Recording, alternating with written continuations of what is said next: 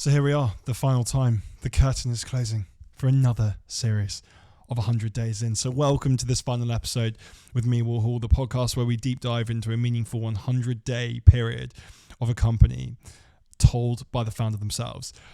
So ever since I started the podcast, I've wanted a functional mushroom brand on.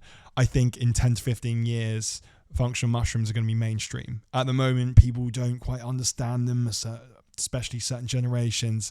I think the younger generations understand functional mushrooms. The amount of benefit you can get from them is crazy. And the amount of variety of mushrooms is like borderline unfathomable. I think we're talking in the thousands of different species that are of use to us somehow. Some mushrooms will give you more energy, some will help you sleep better, some will help your skin. So I think this is the future. I think it will take a bit of time, but Csilla, who has founded Lucid, is on the right track in my view. And it was a delight, to be honest, to speak with her. A really good way to end the series. And she's just really honest about the trials and tribulations of starting such a brand. I think there was even issues with the name at the beginning, and what the legal consequences were going to be if they carried on. But stuff like, how do you even source functional mushrooms? Where do you get it from? That kind of thing. I hadn't got a clue before we spoke, and she gave fantastic insight. So ahead of time, without further ado, that's it from me. Let's get on with it for the final time this series. Oftentimes when people say, oh, you're so brave for having left your job and just to sort of, launch your own business, I always think, for me personally, it was worse to stay. I got ignored a lot on Instagram. I still get ignored a lot, to be honest. Sometimes it's demotivating, but at the same time, I guess it's the nature of the game. If you don't take a risk, then that might be the biggest risk.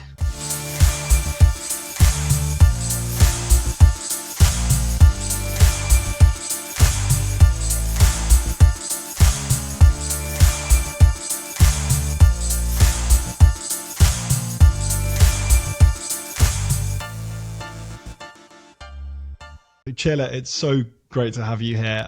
Since we spoke the other day, I have been furiously Googling functional mushrooms and adaptogens since our conversation. I previously had similar products, but I'm not going to lie, since I started the podcast, I absolutely wanted a brand like yourselves on. So I'm just thrilled you're here. So thank you for joining me. Thank you so much for having me on. I'm honestly so excited for our conversation. What should we know about you, Csilla, that explains why you founded Lucid? Okay, so I suppose the two main things that you need to know about me is A, I'm a serial snacker.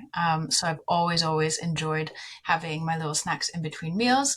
And then the second thing is probably that I have a thyroid disorder. So that was sort of like the two main things that played into me starting my company. Was that something you've always had? So you mentioned the thyroid problem. You were always a snacker. Is that something, if you don't mind me asking, I know it's getting a bit personal, but is that something you had from an early age? Did you always look for a solution and you couldn't find one? The only reason I mention that is I speak to founders all the time, and almost all of them come from a position of, I have this issue personally and I try to solve it personally, and it turns out that other people have the same issues or similar issues. Was that the same for you at all? With thyroid disorders, oftentimes they're autoimmune, so they can sort of start early on in life or sort of later on. For me personally, it was triggered by stress, so it wasn't something that I was experiencing when I was young. It sort of came on in my working life, and I sort of developed it in my late 20s, which is actually quite early for someone with a thyroid disorder, but yeah, so I developed it around 28 years old, which wasn't fun, but yeah. So 28 years old, you develop what is, it sounds like a horrific disorder. How long do you have that for before you start thinking, I need to find a better solution here? Obviously, you started Lucid not that long ago. Did you have that idea that you needed to find the solution in your mind the whole time? Like, I'm just trying to work out the components and the steps of how you get from that issue to the point where you decide, okay, I've maybe tried functional mushrooms, there could be something in this? Yeah, so to be honest, when it all started, I had no clue what was happening with me. A lot of my symptoms were around having loads of brain fog. I was super tired the whole time. I was feeling more stressed than usual. And at that point, I was sort of trying to figure out what was happening in my body. And I went to the doctor, sort of figured out that I was having these, that I was like, having my thyroid disorder come up. I got all these tests done, and they were like, right, you need to go onto these medications. So, in the first point, at the first point of this whole journey, I didn't really, know of any functional mushrooms or natural ingredients that I could incorporate into my diet to sort of help with my symptoms. But as time went on and as I took the sort of conventional medications for longer, I really started to realize how, you know, they weren't great for my body either. I've always been quite into holistic treatment, and I've always been into like natural well-being and things like that. So for me, it was quite a natural progression to sort of start looking elsewhere outside of this, like, Western medical field. So I started to research, and then that's how I came across the mushrooms. I started taking cordyceps, which is really, really great for energy levels. And then I started taking lion's mane, which is great for brain function. So I started off with those two, and I really started to feel like this amazing shift in my body happening. And I actually felt like sort of, I was becoming more of like my old self again, and things were shifting away. And then I found reishi, which is really amazing for your nervous system, calms down any stresses and anxieties, which is one of the things that I was also really struggling with at my job. And so I started taking that, and that really, really helped with all those stress levels. And to be honest, at that point, I was like, right, so I'm only finding out about these mushrooms now, and they've made such a big impact on my life. So let me see, what's out there. What other products, can I find to sort of incorporate into my diet? Um, and yeah, that's sort of when I started to figure out that there isn't that much in the market right now. And where did you find these mushrooms originally? So you said you did some research. I think from what you've said that they weren't, or they're probably still not widely available in the UK. Did you buy them online? Did they come from other countries? And had anyone else heard of them at the point that you bought them? Did you ask friends and family about it, or did you just do some independent research? Yeah. So all my research was online. So I was Mm. like furiously Googling everything. And then I started coming across like you can get like mushroom powders in their pure format, so you can sort of add them into your drink. So I found those, and that's what I initially ordered, and I was incorporating them into sort of my coffees, and into my teas, and yeah, that's sort of how I started off. But none of my friends knew about functional mushrooms, and to be honest, in the beginning, they were like, "Oh, are you like getting high or something in your kitchen, or what are you doing? Like, why are you all of a sudden feeling so much better?" But no, like none of my family members or my friends knew much about it. And sort of, I feel like this is a really big thing in our society at the moment anyway. Like, although functional mushrooms have been around for such a long time, and, they're already quite popular in the US and also in like Asian countries, they're really still quite unknown here. And so, yeah, I really found that when I started speaking to people about them and sort of my experience with taking them, like no one really had ever heard of them. But you felt the benefits, of you just said pretty quickly. It must have been quite an odd experience thinking I've just found this thing that no one else has heard about or really understands, and I'm feeling these health benefits just so quickly. I'm interested to know, did you have a full-time job at the time, or did you have a previous business? So the idea of this podcast is that I think there's just so many people that are in jobs that they may not absolutely love, that the idea of going into something that's the unknown is pretty scary. And so that's why just having founders on like yourself is just so useful, because you can narrate that step between, that period where you found those mushrooms and it's great, all the way through to that point where you decide to create your own business. But I'm just wondering, did you have a job before that? What was the background? Yeah, so actually the whole reason why I came to London was to study fashion. Mm. So I did that, and then I went into the industry immediately, and that's sort of also where the whole like stressful, stressful part of my life started happening because, have you seen The Devil Wears Prada? I've seen it advertised. Okay, That's as okay, far as it on the plane. I've seen it advertised. okay. That is as far as it goes. I should have done the research before. That's my bad. Oh no, but like that movie just literally depicts the fashion industry so well. And, Okay, right. I was so excited to enter the industry and I did then. And then it was just like, yeah, it was just really, really stressful. And I really didn't get out of it what I wished to have get out of it.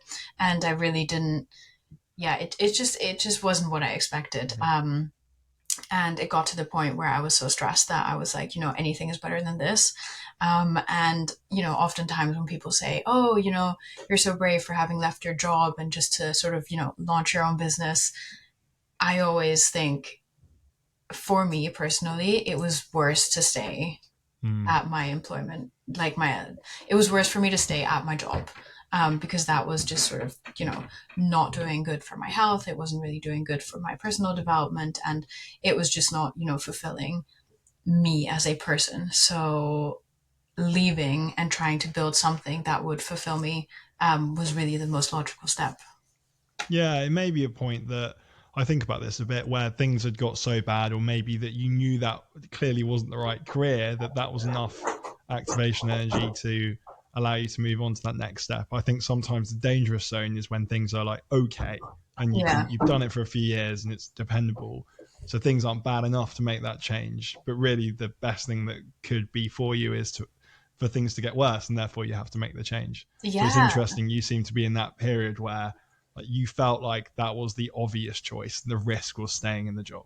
Yeah, definitely. And like so often people kind of look down on you if you don't have another job to go into, or if you, Mm, leave without a 100% planned out route. And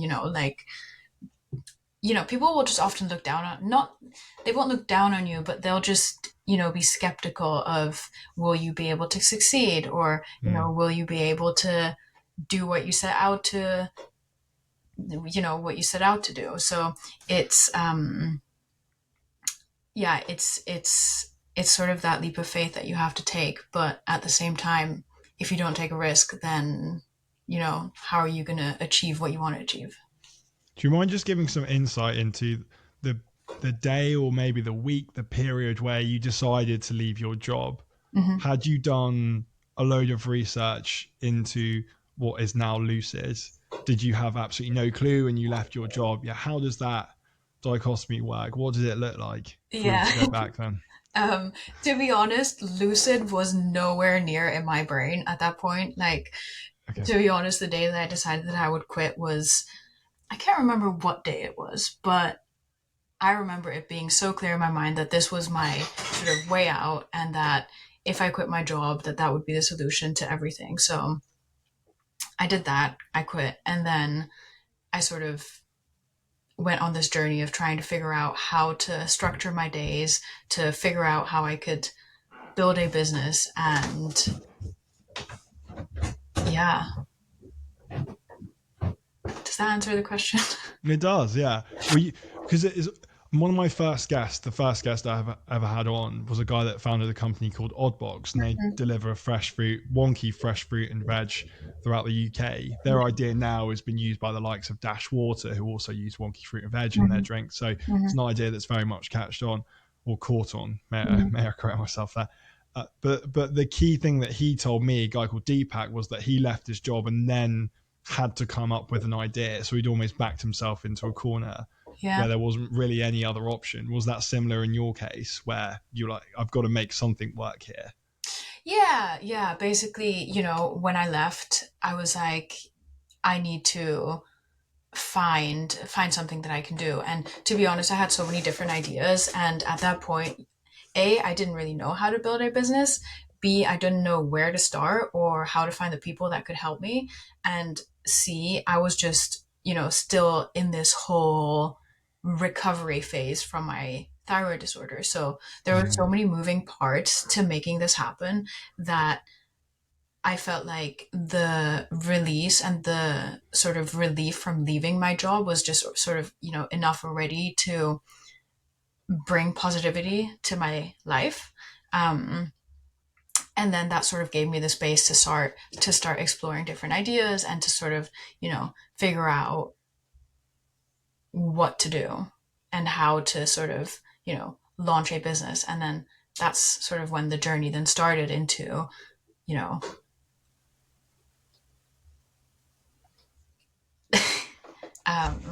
that's when the journey sort of started into looking into the mushrooms and sort of how that could then become a business. Mm. How soon did the Accelerator program come? I know that's something that you referenced that was pretty integral within the first 100 days, that you mentioned that I'm a first-time entrepreneur. So for me, being part of an Accelerator program was incredibly valuable. I'd not put in a room with other founders going through the same things as me, people who could relate to my struggles. I would not personally grown as much. I did a bit of research as well. Was it Hatch Launchpad program that you joined? I don't know if I've got that wrong, but that's something that seemed to resonate when I looked at your website. Yeah. So Hatch was really, really amazing. So they focus on female and marginalized background founders. And for me, because I didn't have any clue of how to start a business, coming into a community where they guide you on, sort of taking your idea from concept to launch. So they guide you through sort of pricing, through legal things, they guide you through branding, and you have all these different sort of master classes that help you structure your ideas into something tangible. And for me, not knowing how to build a business, that was really, really helpful in the early days. So it allowed me to sort of get my thoughts down onto paper and understand how I would then structure those to build something that was, tangible and could then become a business. It's almost the crux, isn't it? And that's something that I've absolutely felt, where I definitely want to start a business one day. Hopefully my current employer doesn't watch this, otherwise I'm in a lot of trouble. But I'd always had that mental block of, God, even things like tax and how do I even start a company's house, how do I source product, blah, blah, blah. It seems like the Accelerator program covered a lot of that for you. Is that right? And can anyone apply for Accelerator programs? Was it an application process for people that are listening to this that feel like that could be something that would be there to help them? How do they go about that at all? Yeah, so it was super simple, really. You just apply online, you send off your application, you give a little bit of a background about you, sort of what you want to build, and then you go on to the next stage where you have a short interview with someone from Hatch, and they sort of, tell you a bit more about the program. They explain sort of how long it is, your requirements, what you need to do, and then that's it, really. Then you go on to this. I think it's a 6 months. It's 4 or 6 months. I can't quite remember now. But you go on to the 4 or 6 months course, and there isn't really that much expectation of you apart from showing up to the sessions and sort of engaging with everyone and putting forth your best self, really, and making sure that you're there and present. But apart from that, it's actually a really, really simple process, and there's not really that much that goes into it from your side, apart from your time and your willingness to apply yourself. And that seems like a really positive thing within the first 100 days. And you say it lasted for 6 months. Did you have the idea of Lucid, or what Lucid is now, in your head when you joined the program? Obviously, you've had that history with taking the functional mushrooms for your thyroid problem, but was that something in your head that you thought, okay, there's a business here? Or did that really evolve when you were in the program? Because I'm just trying to think, for people that maybe don't even have an idea, is that a thing where you can just apply without an idea, or do you have to have a set idea Yeah, to get on the program? yeah, definitely. You can have you can come with an idea and you can develop on that idea, or you can come with a started business idea already. So we had different people on the cohort. We had people that had quite a solid idea already that they wanted to build on and sort of um, that they wanted to sort of expand on and sort of make better. And then there was other people that had one or two ideas and they were still sort of deciding which one they wanted to pick or which route they wanted to go down on. So I would say, if you have one or two ideas, just apply, and then through being on the course and speaking to people, you'll then, quickly understand which idea you want to do. And, even if it's just a case of speaking to people and understanding what other people are doing, that's going to be really helpful in figuring out which path you want to take. Okay. And is it full time? Does it cost to go on the course? Sorry for the million questions. I just want to make sure that, say, when someone's listening back to this, there's no reason why they shouldn't be looking at this sort of thing. Yeah. So there's a small cost to pay. So Hatch partners with different organizations. When I went on there, they were partnering with Pizza Hut. So Pizza Hut sponsors quite a big chunk of the course. So there's only a small fee to pay on the founder's part. I think I can't quite remember if it was £20 or £30. So it's really nothing. It's really small. So you pay that, and then apart from that, there's no other costs involved. Amazing. And you came out the other end. Appreciate we're focusing on the first 100 days, but I'm just very intrigued. You came out the other end with a brand, with Lucid, or was it something else? What was the end product of the Accelerator program? Yeah, so I came out with several things. Loads of new friends, and entrepreneur, like a whole community of people that, were in the same boat as me and that I could then also lean on after the program, which was really, really nice. And that's actually something that I didn't expect to take out of it. I thought, this would be only about my business, but actually the connections that I made were really, really valuable as well. But apart from that, yeah, so Lucid didn't exist at that point yet. So we ended the course with Vibe, which is same concept as Lucid, but we can get onto this a bit later. But we did rebrand. But yeah, we ended the course with Vibe. That's what we launched with. And I want to go into that further in a sec. But there's just one thing that jumped out of me when, say, I'm just going through those notes of the first, 5 things that are integral. So you mentioned networking, going to events. And again, people talk about network. It's almost a cliche, but really the more people, and this is what I've heard, again, I can't talk about first-hand experience, although similar with the podcast maybe, but the more people you can tell about your brand and your business, especially at the beginning, there is literally no downside to that. One, people are going to understand what you do and maybe will tell others about your brand, but also you may get feedback. So you mentioned that, and this links in actually quite nicely with what you just said. You said making connections with other founders and people in the industry was super valuable in the early days and still is. People are really open to help. I made an incredible connection with 2 founders of Mushroom Coffee that took me under their wing. We went to festivals together and I was able to experience getting to know our customers in a way that I would never been able to from home. These moments were so crucial to figuring out who our core customers are. So I've got a couple of points for you on that. I would just love to hear more about that experience, to be honest. And then maybe just reverse engineering it. What would be your advice to people that want to start a business? How should they go out and network? Is there an obvious route to take, or is it really just see how you go? Mm-hmm. So first off, I will start answering the question by, I was really nervous about networking with people. I didn't really know where to start. I hadn't, built my idea out to the point that I was super confident speaking about it. So I didn't really know sort of where to approach people. So that's sort of the first bit. But once I started speaking to people, whether that was through LinkedIn, through networking events, or, through the Hatch cohort, I really started to notice that everyone is so helpful and everyone is so open to giving you advice. So it doesn't really matter at what stage you're at, what your questions are, whether they're complex questions, simple questions, it really doesn't matter. People are there to support you and help you, and everyone's really happy to sort of lend a helping hand and sort of give you advice. Especially I find if people are like 1 or 2 years ahead of you, they can really connect with what you're going through right now. So yeah, I would say honestly, just, approach people that you feel like could help you. Were you surprised? And the only reason I say that is when I started the podcast, I was just really surprised that people were willing to help me.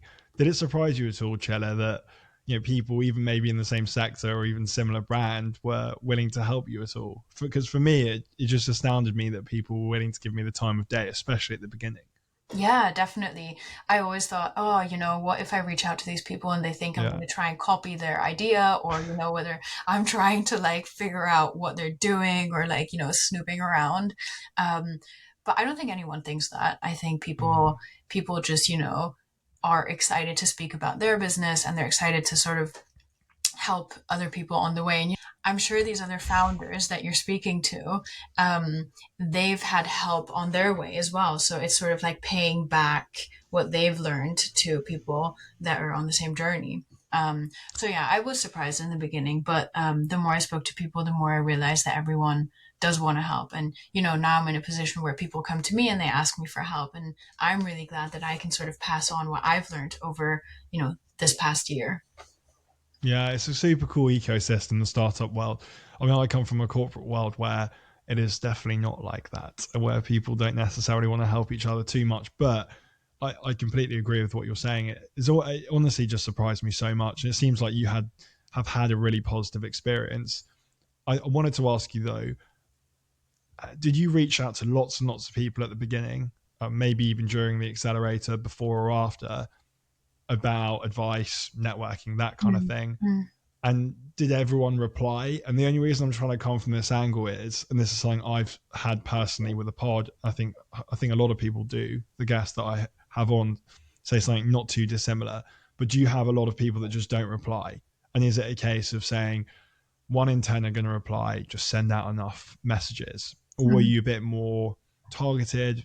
Was it a bit more, personal the way you did so and you got a higher rate? What was the yeah, if you don't mind me Yeah. asking, how did that work? Yeah. To be honest, it took me quite a while to get going with my sort of outreach. In the beginning, it was Mhm. super targeted, and I would send like one or two a day, and then, be really nervous to see whether they Yeah. reply or not, and, anxiously, you know, await if I would be able to get on a call with them. But then, sort of over time, I really realized that not everyone replies, and, Mm. people don't always have the time. And B, like you said, you send out 10 questions or 10 sort of touch points, and then two or three get back to you. So over time, I started to become a lot more direct, I'd say, with my outreach. And I just, found loads of people in my network that I think could help, and then just send loads of people emails or LinkedIn connections, LinkedIn messages, things like that. Or in-person networking events. There's one called Bread and Jam, which is really, really Mm. amazing. So they have these monthly meetups, and you can go and you can just sort of have this informal chat with people, and that's really helpful as well, because you have so many people in one room, and you can grab them for a 10-minute chat, and it's really, really easy, easy and simple. Whereas sometimes I find with LinkedIn or with email, even, people just get so busy, and you're in that more professional environment where people are, they might miss an email or they might miss Mm. the message. So yeah, it might just go past them. So I think it's really good to have sort of a balance between in-person networking events, and reaching out over LinkedIn. Yeah, that completely makes sense. And in person can be a lot better, just because if you speak to someone at one of these events, Bread and Jam, I'll put the link to the Bread and Jam website into the Mhm. show notes. But they are going to speak to you if you go and speak to them. It's not like Yeah. they're too busy to talk to you. You know what I mean? Like that's kind of the modus operandi of the Bread and Jam event. So I can see the Yeah. complete advantage there. And also everyone is there to network. So it's not like Yeah, people are sure. going to ignore you. So everyone's there for like the same reason. So, and what I also like about Bread and Jam is that it's obviously all like food founders. So you'll Yeah. know that you'll be meeting people from the same industry. Whereas sometimes I feel like the other bigger networking event have so many people from all these different industries, which, can be really helpful as well, because you can learn a lot from like cross-functional, I think that's a corporate word, but yeah, cross-functional, sort of It cross-industry sounds, yeah, knowledge. sounds very corporate. Yeah. Yeah. Oh. Do you, and sorry to pry on this, but is it a case of just making connections at these places and following up the next day? The reason I'm just being a bit detailed here is, again, for people that maybe are just setting out on their journey and they're not sure how to approach networking events. is it a case of just speaking to as many people as possible, or maybe just picking a couple of people that you have real meaningful conversations with and just go with those and follow up with those individuals the next day, or Yeah. just enjoy it and have a few drinks? I Yeah. don't know. Yeah. I mean, for me personally, I always really, really enjoy just speaking to people. Mm, And I find, you quickly realize whether you have a connection with the person or not. yeah. And I feel like if you do have a connection, it's very easy to follow up with them, and it's very easy to sort of keep that conversation going. I'm not like going to these events really methodically and sort of writing down, oh, follow up with this person, oh, don't follow Yeah. up with this person. It's like, it comes quite naturally, but I don't really know how to say it. Don't make notes of who to follow up with. But I think probably it's good to sort of, follow up in the weeks or days after your conversations to just make sure that, you're keeping that conversation going, really. The next thing that you said was integral in the first 100 days, and I want to speak about this because I get slightly different versions of this from different founders. Mm-hmm. So you said co-founder. Mm-hmm. Before starting a company, I'd been speaking to some of my friends that had startups, and the overarching advice was find yourself a co-founder, preferably with complementary skills. Mm-hmm. I knew no clue where to start looking until one day I was scrolling through LinkedIn. Sorry, LinkedIn again. So clearly this, not a bad source. A post that popped up from my old friend Stephen. Little did I know that this post that stopped me scrolling would lead me to finding my co-founder. Having someone to bounce ideas off made such a huge difference. Making decisions now feels like we're in this together, whereas making decisions all on your own can be really difficult. So I've got a couple of points for you on that. For people that maybe want to start something but don't have a co-founder, do you think that it is vital to have a co-founder, or it's like kind of preferable and there's benefits to it? I'm just trying to work out where you fall on that scale. And then also the thing that jumped out was the complementary skills.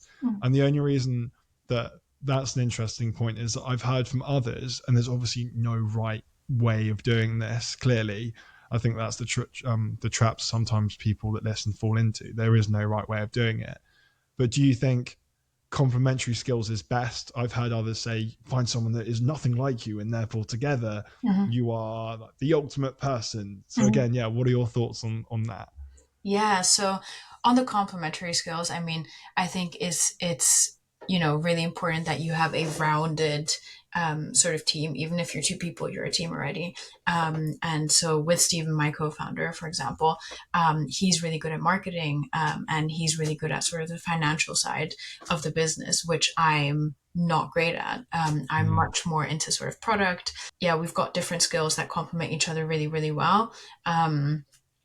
So I guess, yeah, you're right. There's no real right or wrong. But I think in the early days, it's really good to have sort of knowledge in different sections of the business, because then you don't need to outsource as much. And, you have quite clear roles and um, clear tasks Mm. within the business between you.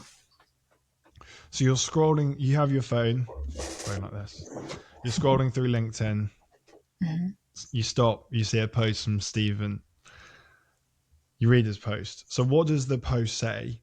And what are your next actions? Do you reach out to him? What makes you reach out to him? What's so special about this post? And then what's his response, and how does it go from there? Mm-hmm.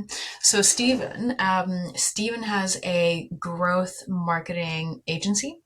So the post that he posted was something around the lines of, do you want to take your business to the next level, and that his growth marketing agency could do that for you.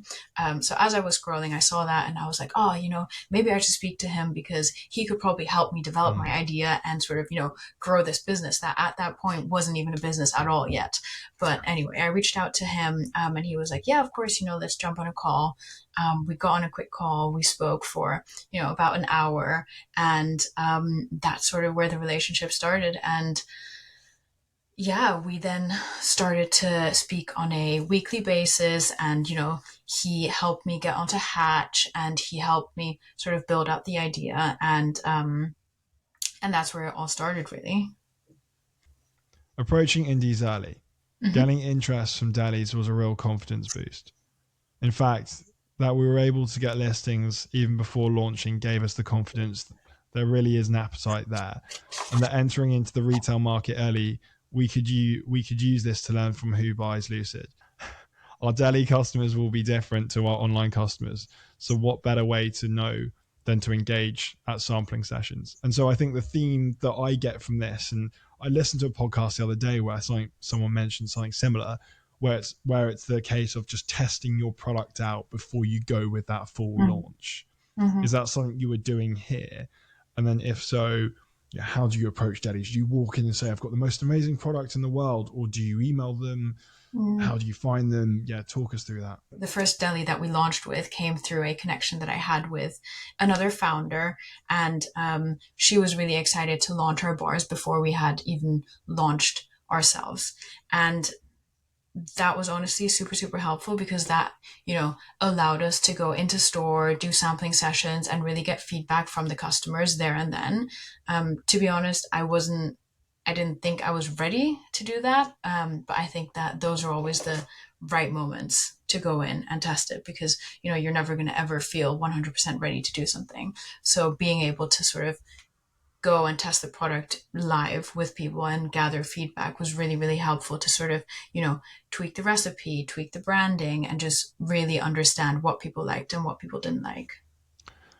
And how hard is it to get good feedback? So the reason I say that is I've heard from other founders that they'll go to some sampling sessions, and the feedback from those sessions, everyone will be like, yeah, it's great, it's really nice, blah, blah, blah. Were you really direct in wanting to get specific feedback? How did you have that interaction with customers? Did you just give them the product and listen to what they say? Yeah, how did that work? Yeah, in the beginning, I was quite worried about sort of how, can I approach people to get an honest answer out of them? Because, as you're saying, like it's quite difficult to get people to say, oh, I don't like this or I do like that. So, yeah, what I did was try to sort of build a rapport with people, get into a conversation, sort of figure out, what they like in their snacks, what sort of snacks they go for, and then sort of, approach them from more of a like collaborative conversation point of view where, I would ask them what do you like about our flavors? What do you like about our branding? Is there anything that you would do different? Is there anything that, doesn't speak to you? So rather than asking them to sort of give you negative things, turn it more into like a positive feedback loop for you, if that makes sense, Yeah. No, it does completely. How many delis did you approach and how many sampling sessions did you have? Yeah, so I approached loads of delis. Not everyone replied. Yeah. I got ignored a lot on Instagram. I still get ignored a lot, to be honest.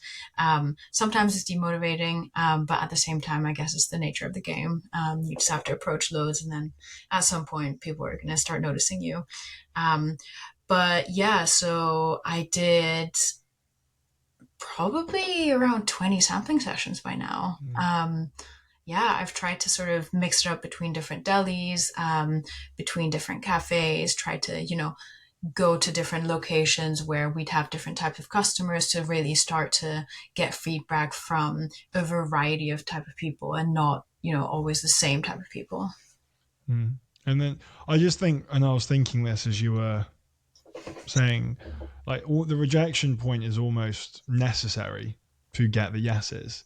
So the way I always try and view it now is you literally have to be rejected and people literally have to ignore you in order to get where you want. Because if you're not doing that, you're probably not speaking or reaching out to enough people. Yeah, exactly. Exactly. Like if you reach out to 10 people, 9 of them or 8 of them ignore you, and then at least you have those 2 that have said yes. But if you only reach out to 2, then it's difficult to get those yeses.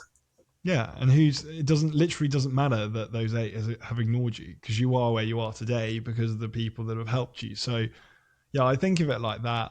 I think honestly, I'd be so surprised if really anyone's listening to this, any of the founders that I've spoken to, who haven't just been wildly ignored, especially at the beginning with very, very little traction. Yeah. I think it's just the people that push through and aren't deterred by that on average that get there. Yeah, but also, what I found, a lot of the stores, delis, and cafes that Mm. say no, they're often also really open to giving you feedback as to why. So some of them ignore you and don't, say anything, but then others will tell you, I don't think the pricing will work for us. I don't think our customers would be into this. So it's also quite interesting in the early days to sort of find out what stores think and why they think it wouldn't work for them. So I think that's also always a really important point to just sort of follow up and ask them for feedback, because most of them are really happy to sort of give you that and explain why they've taken the decision to not list you.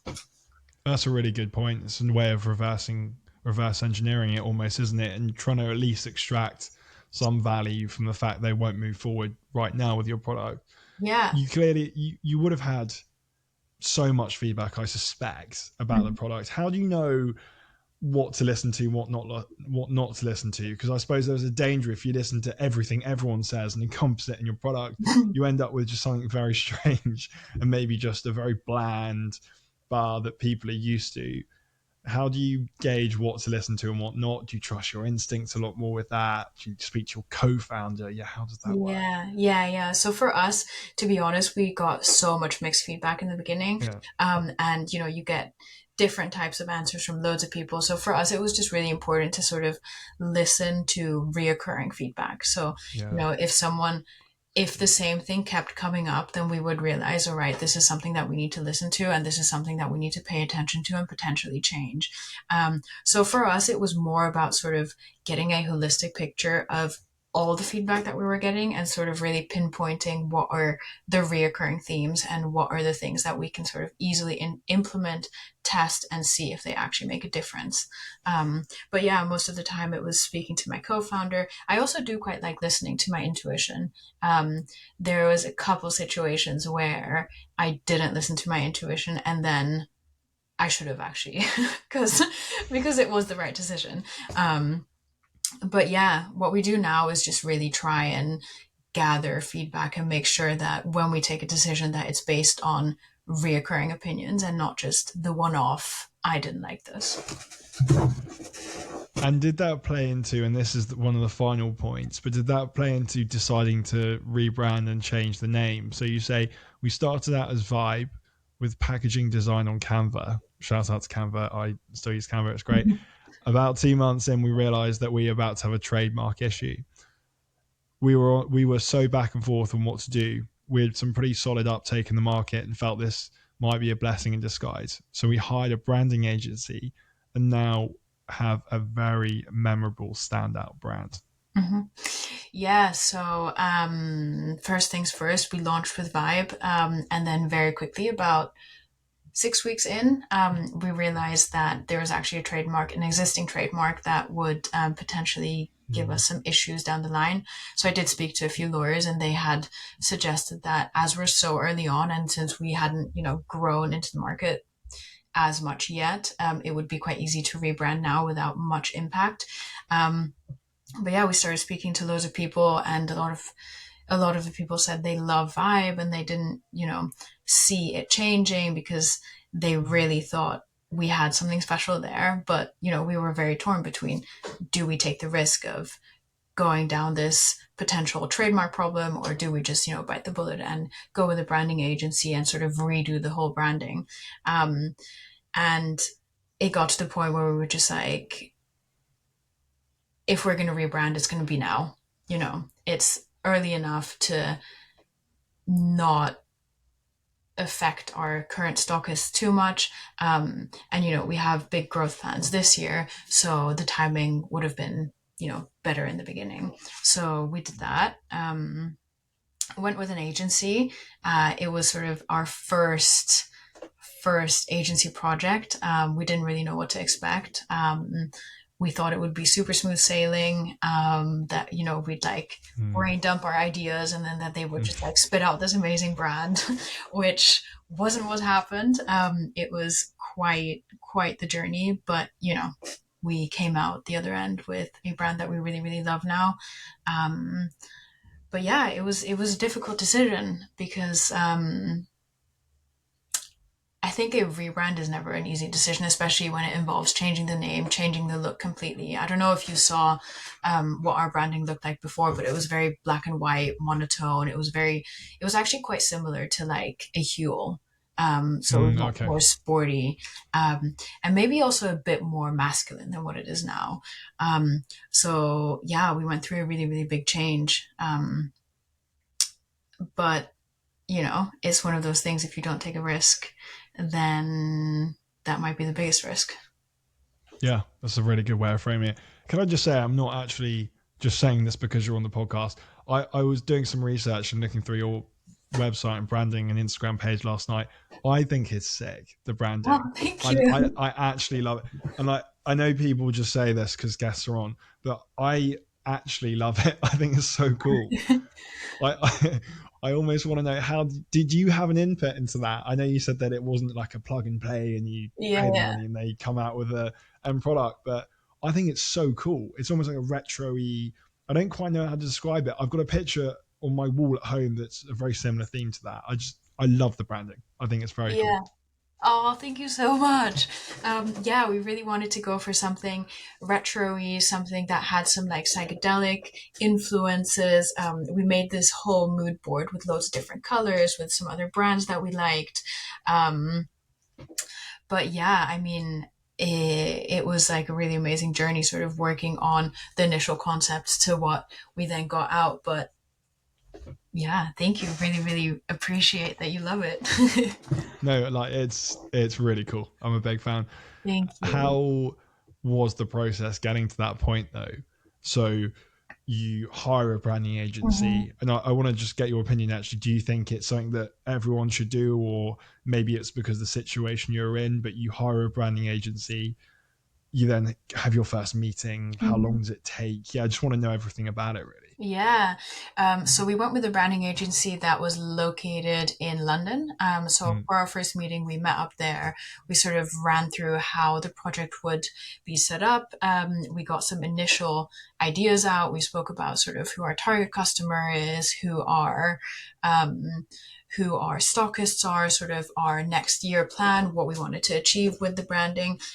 So I think first off, it was a really, really great exercise for Stephen and me to sort of sit down and get all these things on paper, because I think oftentimes, especially when you're two people, you have these conversations and nothing really gets put down in paper. So mm. you know, you have your target customer and you have, you know, your brand pillars, you've got your, I forgot the word, It's fine. your, Take your time. um, oh yeah, your brand values. So yeah, you have your brand pillars, you have your brand values, and these are all things that you sort of, speak about in meetings. So it was really, really great to sort of sit down and get all that on paper. So that was sort of like the first sort of step with the branding agency, and they had to have a really, really, really, really clear picture on who we wanted to be as a brand. Um, we then sort of went into the next stage, which was all about sort of what we wanted the new branding to say, what we wanted to communicate to the customer, how we wanted to look. So we had to build a big mood board and sort of give the agency everything sort of what we envisioned for the new branding to Mm. look like. They then came back with a few concepts, which, weren't exactly what we had imagined, which is where this whole back and forth started, where, I think communication is so, so important. And Mm. oftentimes you think you're super, super clear with what you're saying, but you're not. And that's where Stephen and me really started to realize that we, have to really be clear in our message and what we want to communicate to our customer. So I think working with a branding agency is really, really great, but not only for coming out the other end with a brand that you um, visually love, but because of all the work that goes on behind the scenes and all the sort of brand building that you do with your team, um, and the whole behind the scenes work that goes on. Yeah, there's probably other benefits apart from, everyone's going to see the end product. The likes of me are going to go on the website and Instagram, all the social media, and see it. But I'm Mhm. sure there was a lot of benefit behind the scenes, as I say, working with the team and just trying to work out really who your base are, because you do have to work out all of those building blocks. Who are your base? Who are you targeting at? Age range, etc. I suspect you have to get all those in place before you get to that final product. Yeah, exactly. Because how your brand looks isn't just a random mishmash of different styles and different fonts and different colors. Like, it all has to appeal to a certain target customer. So you have to be super, super clear who you're selling to. And, this then also plays into your messaging. How do you speak to these people on Instagram? Where do you advertise your product? Which stores do you go to? Like, all these things need to align, and all these things need to sort of play into the same bucket, if you want to say. And that's then where the branding and the visual part comes to life, because you speak to those particular people. Is there anything that you know now that you wish you'd known the day before you started Lucid? How hard it would be. To be honest, I went into this super naively. Like, everyone always says entrepreneurship is really difficult. But yeah, I think I would have loved to know how much dedication and how much work it takes. Yeah. A lot of work, I suspect. Yeah, definitely. Well, it's been so great to have you on. Thank you very much for your time. There's a lot of good lessons that I think people can draw away from this. So, Csilla, thank you again. It's been brilliant. Thank you so much for having me on. I've really, really enjoyed chatting to you. Csilla, it was a pleasure, and thank you for being my final guest on 100 Days In of Series 4. Yeah, that was a good ride. I think I mentioned that already in the episode, but the branding is sick. Please go over to the Instagram page. Please go on Lucid's website, or put all the info in the show notes. But do have a look, and if you can, try their products. I think they have a spray out now as well, which is new. So that is a new form of taking the product. But it can change your life. It certainly helped Cilla's. You could even say it changed her life. So it is important, and it will be in the future. But I'll wrap up Series 4. Series 5, I think we're almost done. I think we're almost in the works. It's in the works. We haven't 100% edited it all, but the episodes are filmed, and yeah, super excited to share with you. I think it'll be out in about 4 to 5 weeks. This is just the beginning. I'll do another trailer like last time. That was super fun. Onwards and upwards. Catch you guys in a bit. See ya later.